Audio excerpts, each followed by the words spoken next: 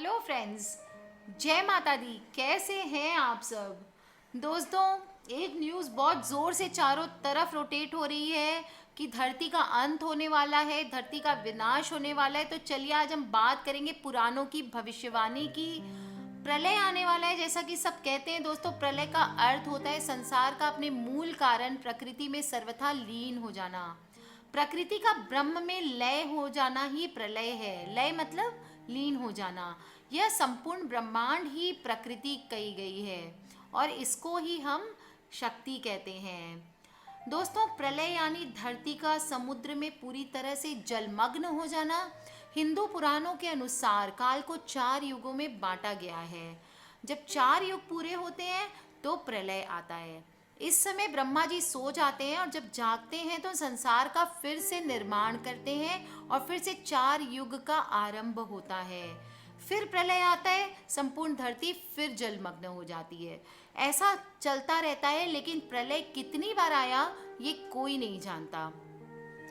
दोस्तों, time to time ज्योतिष आचार्य और वैज्ञानिक दुनिया के खत्म होने का दावा करते रहते हैं, इसकी तारीखें बताते रहते हैं। और जो जैसे कि नॉस्ट्रेडेमस की हम बात करें तो नॉस्ट्रेडेमस की भविष्यवाणी के अनुसार उन्होंने प्रलय के बारे में स्पष्ट लिखा है। मैं देख रहा हूँ कि आग का एक गोला पृथ्वी की ओर बढ़ता जा रहा है, जो धरती से मानव की विलुप्ति का कारण बन सकता है।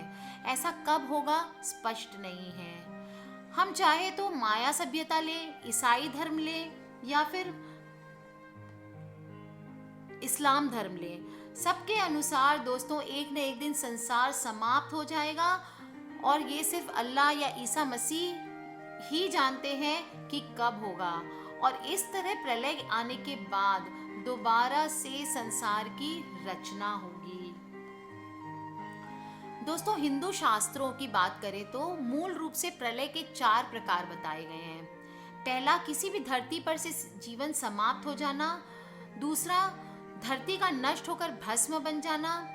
तीसरा, सूर्य सहित ग्रह नक्षत्रों का नष्ट होकर भस्मीभूत हो जाना। और चौथा, भस्म का ब्रह्म में लीन हो जाना, अर्थात फिर भस्म भी ना रहे, पुनः शून्य अवस्था में हो जाना। इस विनाश लीला को नित्य, आत्यंतिक, नैमित्तिक और प्राकृतिक प्रलय में बांटा गया है। जिसका जन्म हुआ है उसकी मृत्यु भी तय है, जिसका उदय हुआ है उसको अस्त होना भी तय है, ताकि फिर उदय हो सके। यही सृष्टि चक्र है। इस संसार की रचना कैसे हुई और कैसे इसका संचालन हो रहा है और कैसे इसका विलय हो जाएगा, इस संबंध में पुराणों में विस्तार से उल्लेख मिलता है। हमारे पुराणों में सृष्टि उत्पत्ति, जीव उद्भव, उत्थान और प्रलय की बातों को सर्गों में बांटा गया है। हालांकि पुराणों की इस धारणा को विस्तार से समझ पाना बहुत मुश्किल है दोस्तों, इसलिए हम ज़्यादा डीप में नहीं जाएंगे। सिर्फ ब्रह्मांड की बात ना करते हुए सिर्फ धरती पर सृष्टि, विकास, उत्थान और प्रलय के बारे में आज मैं आपको बताऊंगी। जब जब धरती पर प्रलय आता है, भगवान विष्णु अवतरित होते हैं। जब पहली बार जल प्रलय आया था तो प्रभु ने मत्स्य अवतार लिया था। और कलयुग के अंत में जब प्रलय आएगा दोस्तों, तब कल्कि अवतार लेंगे।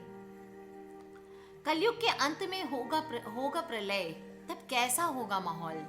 श्रीमद् भागवत के 12 स्कंद में कलयुग के धर्म के अंतर्गत श्री सुखदेव जी परीक्षित जी से कहते हैं, ज्यों ज्यों घोर कलयुग आता जाएगा त्यों त्यों उत्तरोत्तर धर्म, सत्य, पवित्रता, क्षमा, दया, आयु, बल और स्मरण शक्ति का लोप होता जाएगा। अर्थात लोगों की आयु कम होती जाएगी जब कली काल बढ़ता जाएगा। जिस समय कल्कि अवतार अवतरित होंगे उस समय मनुष्य की परम आयु केवल 20 या 30 साल की होगी और चारों वर्णों के लोग बौने के समान हो जाएंगे। गाय बकरियों की तरह छोटी छोटी और कम दूध देने वाली होगी। वर्षा नहीं होगी और भयंकर तूफान चला करेंगे। कलयुग के अंत में भयंकर तूफान और सिर्फ भूकंप आया करेंगे और कलयुग का अंत होते होते मनुष्य का स्वभाव गधों जैसा हो जाएगा। लोग प्रायः गृहस्थी का भार ढोने वाले और विषय वासना में लुप्त हो जाएंगे। ऐसी स्थिति में धर्म की रक्षा करने के लिए सतगुण स्वीकार करके स्वयं भगवान अवतार ग्रहण करेंगे। सूक्ष्म वेद के अनुसार राजा हरिश्चंद्र जो वर्तमान में स्वर्ग के अंदर है, वो ही श्री विष्णु जी की आज्ञा से कल्कि नामक अवतार धारण करके आएंगे। ये विष्णु लोक में विराजमान है, जहां वे अभी अपने पुण्यों का फल भोग रहे हैं। दोस्तों, महाभारत में कलयुग के अंत में प्रलय होने का जिक्र है, लेकिन यह किसी जल प्रलय की बात नहीं है, बल्कि धरती पे लगातार बढ़ रही गर्मी से होगा। महाभारत के वन पर्व में उल्लेख मिलता है कि कलयुग के अंत में सूर्य का तेज इतना बढ़ जाएगा कि सातों समुद्र और नदियां सूख जाएंगी।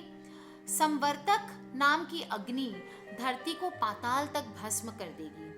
वर्षा पूरी तरह बंद हो जाएगी, सब कुछ जल जाएगा। इसके बाद फिर 12 वर्षों तक लगातार बारिश होगी, जिससे सारी धरती जलमग्न हो जाएगी और फिर जल में फिर से जीव की उत्पत्ति की शुरुआत होगी।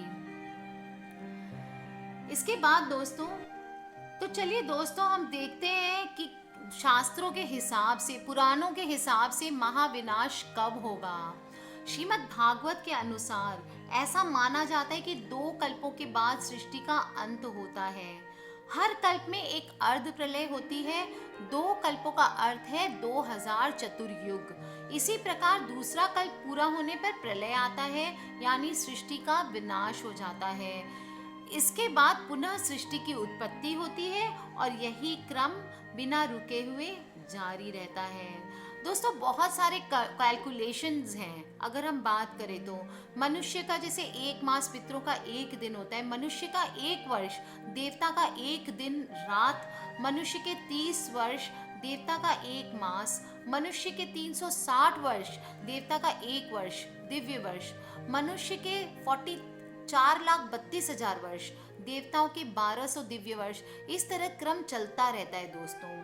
इसी प्रकार 71 युगों का एक मनवंतर होता है, जिसके अलग अलग कैलकुलेशंस होते हैं। यही एक कल्प ब्रह्मा जी के 1 दिन के बराबर होता है और दिन और रात मिलाकर दोस्तों 2 कल्प माने जाते हैं। करोड़ों वर्ष पूर्व जब संपूर्ण धरती जल में डूबी हुई थी, जल में तरह तरह की वनस्पतियों का जन्म हुआ और फिर वनस्पतियों की तरह ही एक कोशीय बिंदु रूप जीवों की उत्पत्ति हुई, जो न नर थे न मादा थे। फिर हुआ शैशव काल। फिर संपूर्ण धरती जब जल में डूबी हुई थी, तब जल के भीतर अंडे केवल मुख वाले वायु युक्त वाले जीव उत्पन्न हुए, जैसे हम इंग्लिश में कहते हैं ना, अमीबाज जन्म लिया। इसके बाद कुमार काल आया। पत्र ऋण, कीटभक्षी, हस्तपाद, नेत्र श्रवणेंद्रिय युक्त जीवों की उत्पत्ति हुई। इसमें मानव रूप वानर, वामन, मानव आदि भी थे। फिर आया किशोर काल, जिसमें अल्प बुद्धि प्राणियों का विकास हुआ। युवा काल आया, जिसमें कृषि, गोपालन, प्रशासन, समाज संगठन की प्रक्रिया चालू हो गई। प्रौढ़ काल आया, जो कि वर्तमान में भी चल रहे दोस्तों, जो लगभग विक्रम संवत 2042 के पूर्व शुरू हुआ माना जाता है। इस काल में अति विलासी, क्रूर, चरित्रहीन, लोलुप, यंत्राधीन प्राणी धरती का नाश करने में लगे हैं। वृद्ध काल माना जाता है कि इसके बाद आगे तक साधन भ्रष्ट, त्रस्त, निराश, नीरू जमी दुखी जीव रहेंगे, जिनकी आयु बहुत कम होगी। इसके बाद आएगा दोस्तों जीर्ण काल। फिर इसके आगे अन्न, जल, वायु, ताप सबका अभाव होने लगेगा और धरती पर जीवों की विनाश की लीला चालू रहेगी। फिर लास्ट में आएगा दोस्तों उपराम काल। इसके बाद करोड़ों वर्षों आगे तक ऋतु अनियमित, सूर्य, चंद्र, मेघ सभी विलुप्त हो जाएंगे। भूमि ज्वालामय हो जाएगी, जलने लगेगी।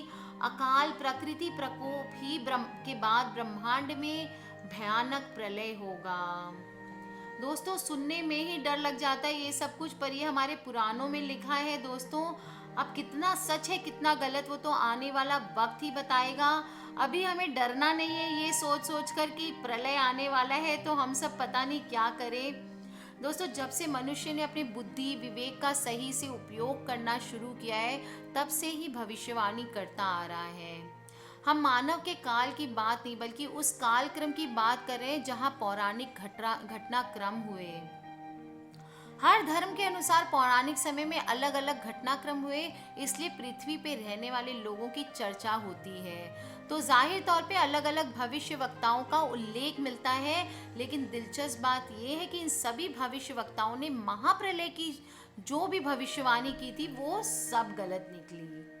तो दोस्तों, घबराना नहीं है, काफी भविष्यवाणियां गलत हो चुकी है। 2012 में लोगों ने बोला था दुनिया खत्म हो जाएगी, बिल्कुल खत्म नहीं हुई है, चलती रहती है।